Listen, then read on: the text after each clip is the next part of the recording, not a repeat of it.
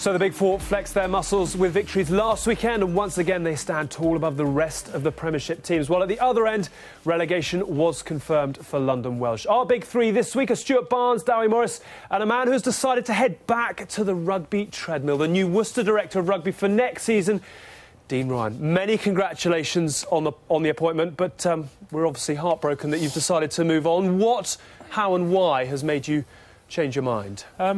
I honestly didn't think I would go back. I think over the years, it was no secret I sort of fell out of love with the game a little bit. I lost confidence in my final year at Gloucester and some of the people involved in the management then. And I thought that had sort of tainted. And I think time is a little bit of a healer. I think the opportunity to work with Scotland sort of lit a few fires and sort of raised a few questions in my head that I hadn't considered. And if I'm honest, meeting Cecil and David Allen was a completely different environment that I'd known before, and it did sort of start to sort of ask questions of myself whether this group, you know, and this sort of vision that they have for Worcester Warriors was something that I wanted to be involved in. So it is a sort of process which actually got compressed into quite a tight time frame, and you know, it's difficult because, you know, I really enjoyed working here, but there is sort of something which is burning inside, and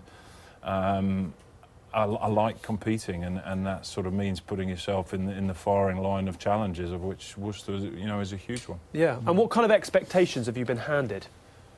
I think the expectations are long-term, they have to be. I think there's a danger that you get so focused on the short term that it compromises where you're trying to get. We've got to try and break the cycle. You know, the cycle's been sort of, you know, the bottom end of the division. Now, that's not easy because the best players don't necessarily want to come there. You get a few of them wrong, you get the environment wrong, and so you've got to try and find a way out of that at the same time as maintaining league position. And look at academies, you've got to invest in getting some young players through. So there's a combination of lots of things. None of them involve a magic wand.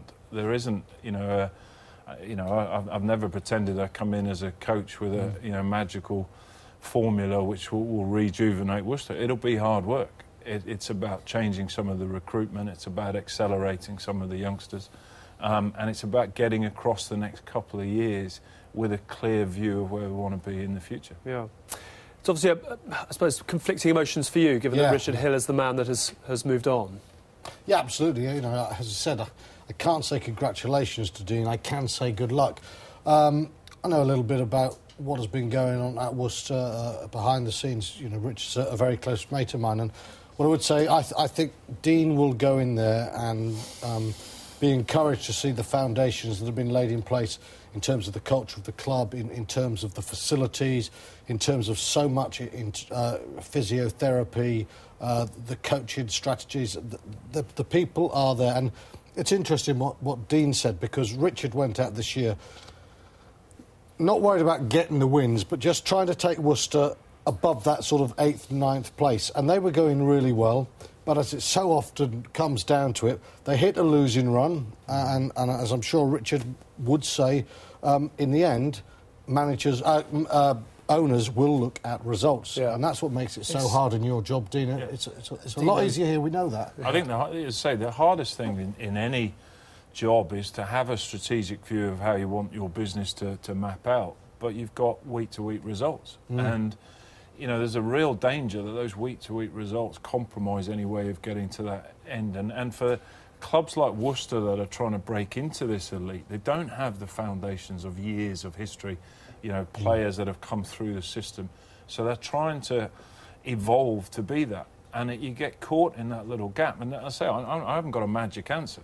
It is, at some stage, you've got to invest in youth, because you've got to create your own foundations, and you've got to have people that come through the system. You do have to import talent, because you've got to be able to solve staying in the Premiership and staying alive, and you've got to get that balance right. And somehow you've got to merge those two things to being the strategic view of 3-4 years. And it's not, you know, it's not easy, because if that runs against you, I mean, you know, have conversations. If you invest in youth and it loses every game, suddenly it's not developing at the right pace. So it is a real combination you've got to get right. He once said to me, he said, "Will you ever fancy going back into coaching?" He said, "Maurice," he said, "I don't want to go back into the dark." He called it like that. Well, I hope, Dean, there is some light, but it's just one graphic I'll put up for you now.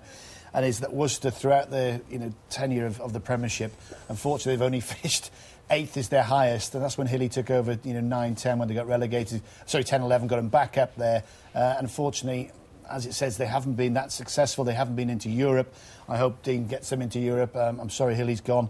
But it's a result-driven business. End of story. You will be judged on the victories, and all the best. That is a telling stat. It is not about underachievement. It's about starting where Worcester are and making that break. And that's what you're saying, Dean.